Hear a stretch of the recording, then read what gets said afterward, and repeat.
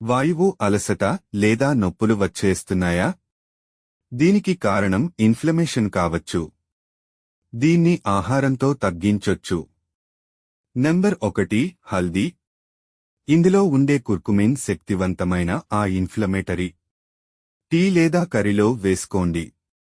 Number 2 బెర్రీలు.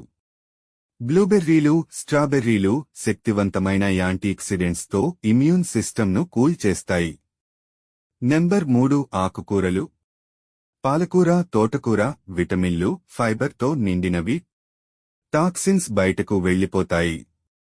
Number 4 కొవ్వు పళ్లలు. Salmon, sardines, ఒమెగా-3 fatty యాసిడ్స్తో inflammation తగ్గుతుంది. నంబర్ 5 వేరుశనగలు. బాదం, ఆక్రోట్లు ఆరోగ్యకరమైన కొవ్వులు, విటమిన్ ఇతో నిండిన పరిపూర్ణ కాంబినేషన్. ఆహారమే ఔషధం. తెలివిగా తినండి, ఇన్ఫ్లమేషన్ను తగ్గించండి, ఆరోగ్యంగా ఉండండి. ఇంకా ఆరోగ్య టిప్స్ కోసం ఫాలో అవ్వండి.